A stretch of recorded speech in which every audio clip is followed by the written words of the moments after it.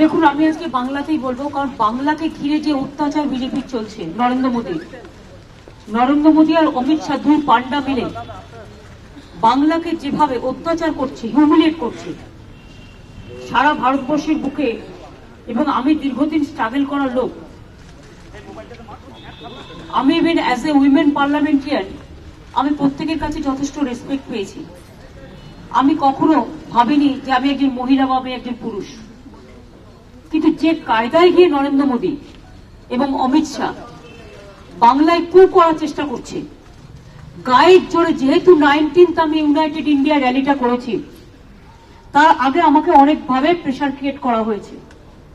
আমি শুনিনি, আমি করেছি, এবং তখন থেকে ওরা, কালকে প্রধানমন্ত্রীর বক্তৃতা আপনারা দেখেছেন কি ল্যাঙ্গুয়েজে উনি কথা বলেছেন। একটা প্রধানমন্ত্রীর কাছে একটা রাজ্য সরকারের সামান্য সৌজন্যতা থাকে, সমস্ত সৌজন্যতা নষ্ট করে দিয়ে, এবং কালকেই উনি থ্রেট করে গিয়েছিলেন। এবং 19 তারিখে আমাদের যে স্পেসিফিক খবর আছে, 19 তারিখে আমরা যখন ব্রিগেডে র্যালি করি, সেই র্যালির দিনই এখান থেকে সিবিআই অফিসারদের ডেকে নিয়ে যাওয়া হয় এবং তাদের বলা হয় যে কুছ তো করো, নাগেশ্বরকেও ডেকে পাঠানো হয়, এবং এগুলো সব করা হয়েছে ভিন্ডিকটিভলি, পলিটিক্যালি। বিজেপিকে ক্ষমতায় আনতে হবে, মানুষ ভোট দিলে তবে তো আসবে, গায়ের জোরে তো ক্ষমতায় থাকা যাবে না। ওরা জানে 2019-এ বিজেপি ফিনিশ, এবং বিজেপির এক্সপায়ারি ডেট হয়ে গেছে। Let them face the election, no problem. Public ঠিক করবে কাকে ভোট দেবে, কাকে ভোট দেবে না।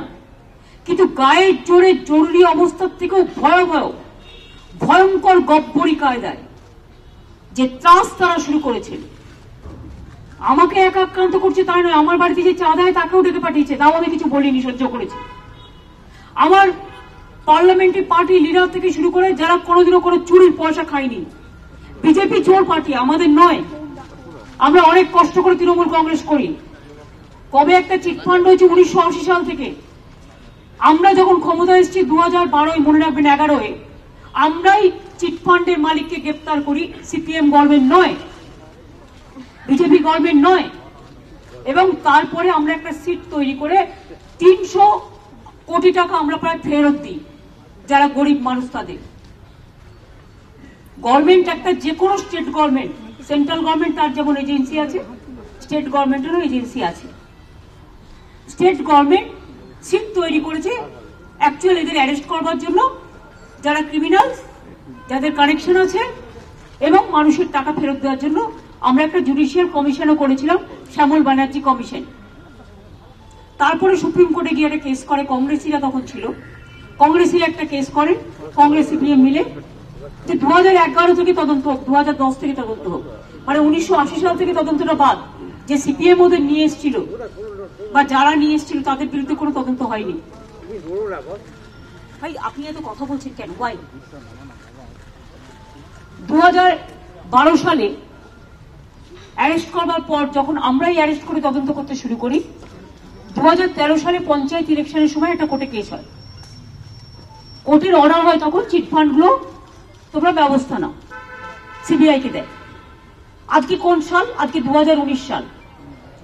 5 বছর হয়ে গেছে, 5 বছর হয়ে গেছে। যেই একটা করে ইলেকশন আসে, 2014 election, 2013 panchayat election, 2016 assembly election, আবার 2019 লোকসভা ইলেকশন আসছে। টোটাল চিট ফান্ডের নাম করে যেখানে পাচ্ছে ঢুকছে, যাকে ইচ্ছা ঢুকছে, কারো যোগাযোগ না থাকলেও ডেলিভারেট ল্যাঙ্গুয়েজ লিখছে লার্জার কনস্পিরেসি। আর I am sorry to say, Doval, mister Doval, যিনি এনএসএর চার্জে আছেন, তিনি হচ্ছেন সিবিআই এর টোটাল পিএম নরেন্দ্র মোদী যা বলে দিচ্ছেন সেটাকে ইমপ্লিমেন্ট করছে মিস্টার দোভাল। এটা কারেক্ট নয়, উনি বলুন। আমরা সবকিছু খবর রাখি, জানি, এবং Doval is giving instruction to CBI, এই করো, ওই করো, সেই করো। আমি যদি অন্যায় করি, চুরি করি, অফকোর্স ইউ টেক অ্যাকশন। সারা জীবন আমরা পলিটিক্স করেছি, অনেক স্ট্রাগল করে, মার খেতে খেতে। কোথায় ছিলে তোমরা সেদিকে? আজকে আমি এখানে কেন ছুটে এসেছি? দেখুন, দুদিন আগে আমার বাড়িতে যে মানুষটা চা দেয়, আমার বাড়িতে আমার অফিস সামলায়, তাকে পর্যন্ত ডেকে পাঠিয়ে অপমান করেছে। 72 বছর বয়স, তার সিনিয়র সিটিজেন, যার বিরুদ্ধে জীবনে কেউ একটা আঙুল তুলতে পারেনি। এই অপমানও আমি হজম করেছি, আমি সহ্য করেছি। সুদীপ বন্দ্যোপাধ্যায়কে জেলে রেখে দিয়েছে 6 মাস, আমি সহ্য করেছি। তাপস পাল একটা ফিল্ম স্টার, তাকে দীর্ঘদিন জেলে রেখে দিয়েছে। সে একটা নাকি তারা স্পন্সর করেছে, স্পন্সর তো সাহারা সব ক্রিকেট টিমকে করেছে, ইন্ডিয়ার ফুটবল টিমকে করেছে, নরেন্দ্র মোদীকে করেছে। নরেন্দ্র মোদী কি গ্রেপ্তার হয়েছে? না, তার বিরুদ্ধে অ্যাকশন নেওয়া হয়েছে। আসামে যিনি এখন বিজেপির ডেপুটি চিফ মিনিস্টার আছে, আমার কাছে কাগজ আছে, আমি অথেন্টিক আপনাদের বলছি, যে চিটফান্ডের মেন লোক এখানে অ্যারেস্ট আছে, তার স্টেটমেন্ট আছে 3 কোটি টাকা দিয়েছে, সে অ্যারেস্ট হয়েছে। বাবুল সুপ্রিয় তাদের মিনিস্টার অ্যারেস্ট হয়েছে। লকেট চ্যাটার্জি, যাকে ফ্ল্যাট থেকে শুরু করে সোনার তাল দিয়েছে আমি শুনেছি, অ্যারেস্ট হয়েছে। বলুন আপনারা আমাকে, পিসিপিএল একেবারে ফাইন্যান্স মিনিস্টারের ঘরের সামনে, যেটা আজকে দিল্লিতে বিদ্রোহ হয়েছে, এখানে তো মাত্র অল্প কিছু টাকা, আর ওখানে হচ্ছে প্রায় 50,000 কোটি টাকার ওপরের টাকা, কিচ্ছু হয়নি। সুতরাং ইচ্ছা করে ডেলিবারেটলি পলিটিক্যালি আমার সাথে পারছে না, পলিটিক্যালি আমাদের সাথে পারছে না। পলিটিক্যালি ফাইট করলে আমার কোনো ব্যাপার ছিল না, ডেলিবারেট অ্যাটেম্প। তৃণমূল কংগ্রেসকে তো হেয় করছে, যে প্রাইম মিনিস্টারের মুখ দিয়ে এত বাজে বাজে কথা বেরোয়, তিনি কি প্রধানমন্ত্রী হওয়ার যোগ্য? ইনস্টিটিউশন গুলোকে এবার এফেক্ট করছে। ধরুন তোমার কাছে যদি সার্চ ওয়ারেন্ট থাকে, তোমার কাছে যদি স্পেসিফিক কিছু থাকে, তুমি নিশ্চয়ই আসতে পারো। Kolkata police commissioner, it is not Rajeev Kumar, আমি এখনো বলি he is best of the world.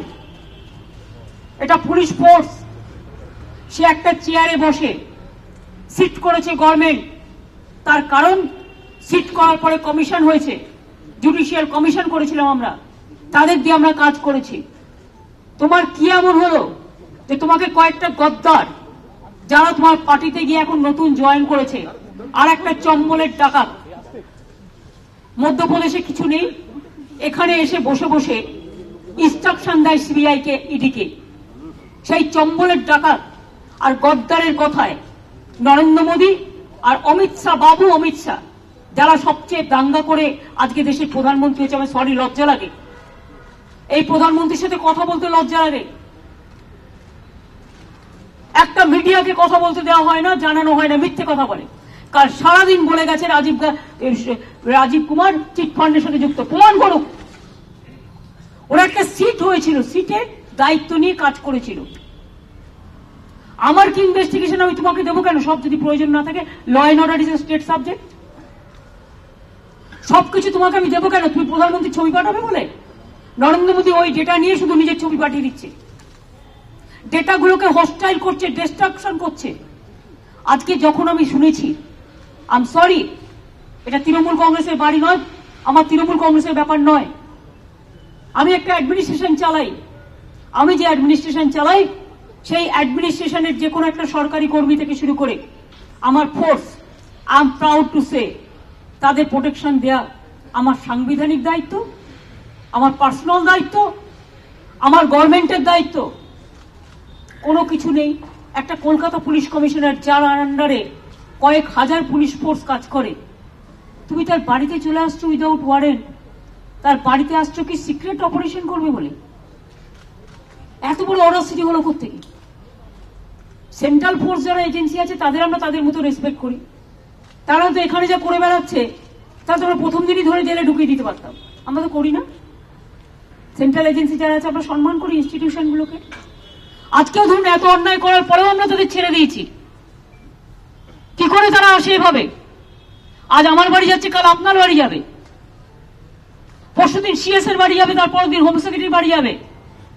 করতে করতে করতে করতে সাহস বেড়ে গেছে, টোটাল কনস্টিটিউশনাল ব্রেকডাউন করছে, প্যারালাল স্টেটে স্টেটে অ্যাডমিনিস্ট্রেশন চালাচ্ছে, এবং গায়ের জোরে ভয় দেখিয়ে ধমকি দিয়ে ভাবছে বিজেপিকে জেতাবে।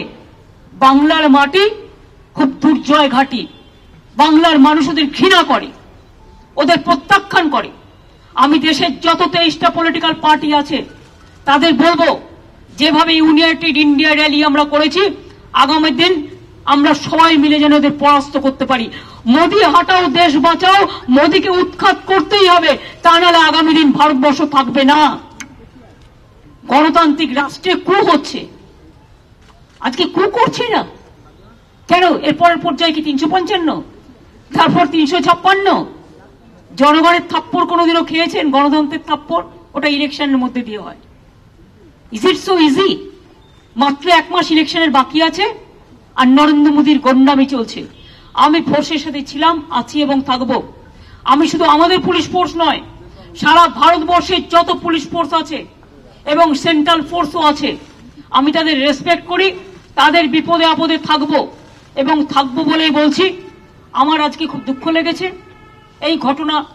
আমি অনেক জীবনে আন্দোলন করেছি, আমার রিয়েলি আমাকে ওরা পছন্দ করতে না পারে, কিন্তু আমার ফোর্সের উপরে আঘাত আমি মনে করি এটা ফেডারেল স্ট্রাকচারের উপর আঘাত, এটা কনস্টিটিউশনের উপর আঘাত। যে কেউ কারোর সাথে কথা বলতে পারে। সুপ্রিম কোর্ট কি বলেছিল? আপনাদের দিয়ে মিথ্যে কথা বলানো হচ্ছে ন্যাশনাল চ্যানেলগুলোকে দিয়ে। শুনে রাখুন, সুপ্রিম কোর্ট জাজমেন্টে বলেছিল দুজনেই দুজনকে ডেকে একটা জায়গায় মিউচুয়ালি কথা বলতে পারে যদি কারো কোনো কোয়ারি থাকে। তারপরে এরা আবার নোটিশ দিয়ে সুপ্রিম কোর্টে গেল সিবিআই। তখন সুপ্রিম কোর্ট বলল হাইকোর্টে যান। হাইকোর্ট এবার একটা ওদের নোটিশের উপর স্টে করেছে, আদালতে স্টেও আছে। তারপরে গায়ের জোর হঠাৎ করে 5-6টা গাড়ি নিয়ে কয়েকজন মিলে চলে এসে বলছে সিক্রেট অপারেশন করতে এসছে সিপির বাড়িতে। যে লোকটা কয়েক কোটি মানুষকে পাহারা দেয়, সেই লোকটার বাড়িতেই যদি তার নিরাপত্তা না থাকে, তার বাড়িতে রেড করতে চলে আসে, আমি মনে করি এটা ফোর্সের উপর আঘাত। এবং এর প্রতিবাদে আমি এখান থেকে চলে গিয়ে আমি ধর্ণা শুরু করছি।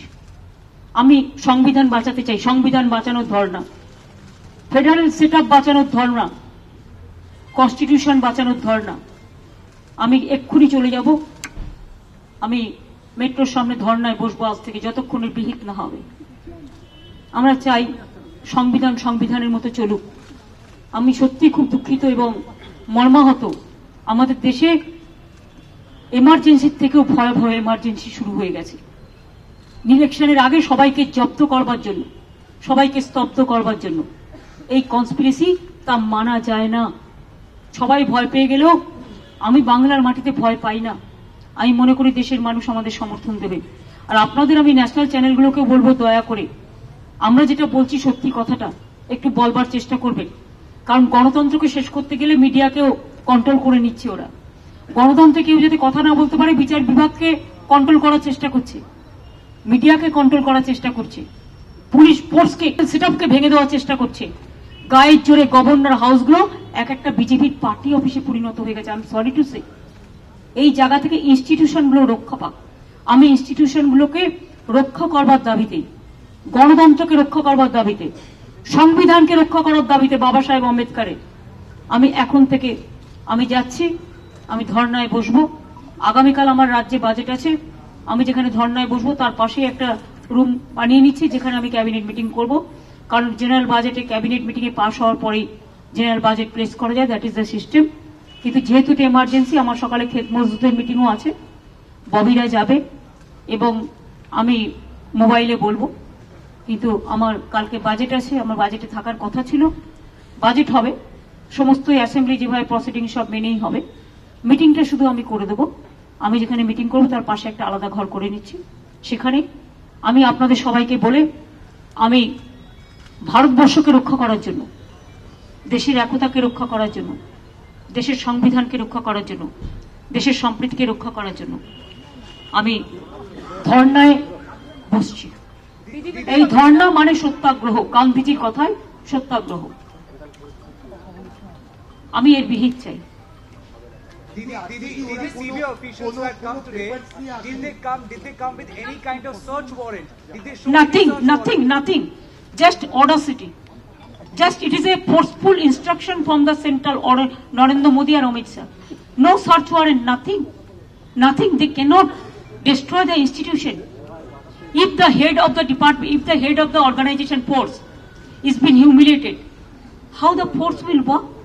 I will ask all the police forces, even including CISF, BSF, Army, CRPF, all the forces, including all the state forces, please be together and condemn this attitude of Narendra Modi government.